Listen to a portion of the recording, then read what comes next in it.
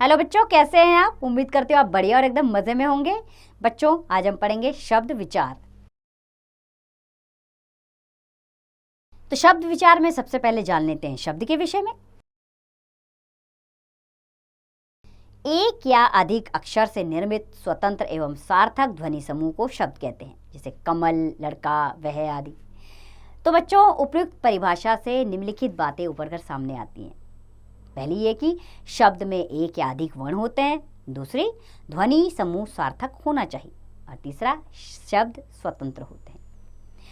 आप जानेंगे शब्दों के भेद। बच्चों, शब्दों का वर्गीकरण निम्नलिखित 4 प्रकार से किया गया है। पहला है अर्थ की दृष्टि से, दूसरा व्युत्पत्ति या रचना की दृष्टि से, और तीसरा उत्पत्ति की दृष्टि से, और चौथा है रूपांतरण की दृष्टि से।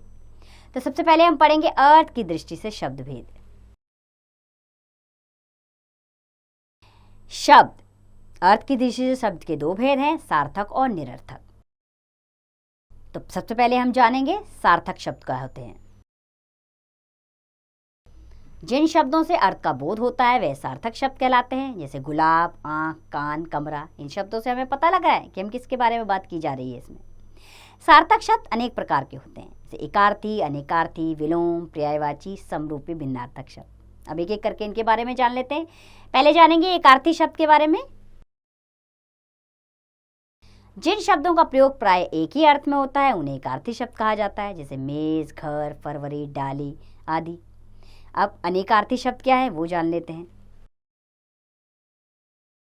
जिन शब्दों के एक से अधिक अर्थ निकलते हैं उन्हें अनेकार्थी शब्द कहते हैं, जैसे वर्ण, इसे अक्षर भी कहा जाता है, रंग भी, जाति भी। कनक, इसका अर्थ सोना भी होता है, धतूरा भी। चीर, इसका अर्थ वस्त्र भी होता है, रेखा भी। और कर का अर्थ हाथ भी होता है, टैक्स भी, और किरण भी होता है। तीसरा है विलोम शब्द। एक दूसरे का उल्टा अर्थ देने वाले शब्दों को विलोम शब्द कहते हैं, जैसे अंधेरा, उजाला, कच्चा, पक्का, कटु, मधुर, धनी, निर्धन। और चौथा है पर्यायवाची शब्द। जिन शब्दों के अर्थ में समानता होती है उन्हें पर्यायवाची शब्द कहते हैं, जैसे आंख के पर्यायवाची हैं चक्षु, नयन, नेत्र। सिंह के शेर, केसरी, वनराज। शिशु के पर्यायवाची हैं बालक, लड़का, बाल। और गाय के गौ, धेनु, सुरभि। और पांचवा है समरूपी, भिन्नार्थक शब्द।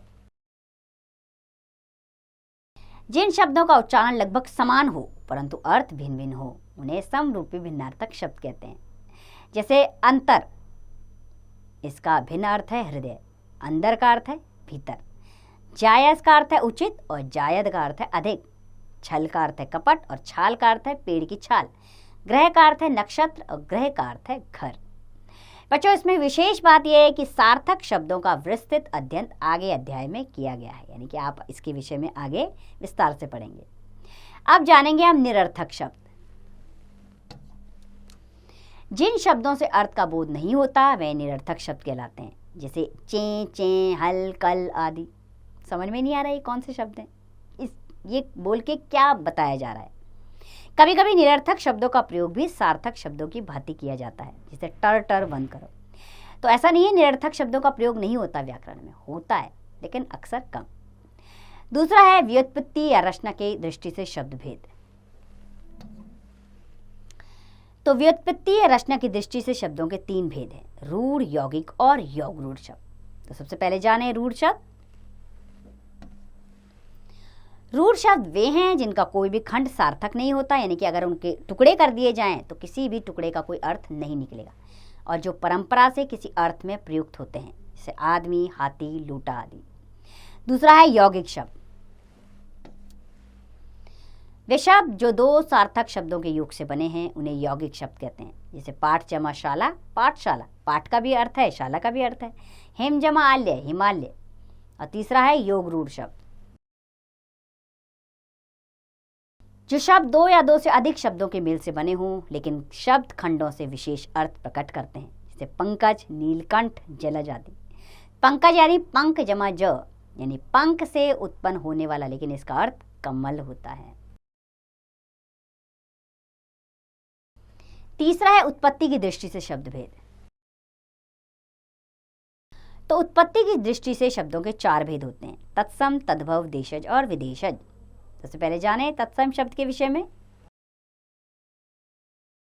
संस्कृत के वे शब्द जिनका प्रयोग हिंदी में बिना किसी परिवर्तन के मूल स्वरूप में ही होता है तत्सम शब्द कहलाते हैं, जैसे अग्नि, जीवन, आकाश आदि। दूसरा है तद्भव शब्द। संस्कृत के वे शब्द जिनका हिंदी स्वरूप परिवर्तित हो गया है तद्भव शब्द कहलाते हैं, जैसे गौ से गाय, दंत से दांत, आम्र से आम। इसके विषय में आपने 6th क्लास में पढ़ा होगा। यानी वे शब्द जो संस्कृत से आए हैं लेकिन परिवर्तित होकर आए हैं हिंदी में।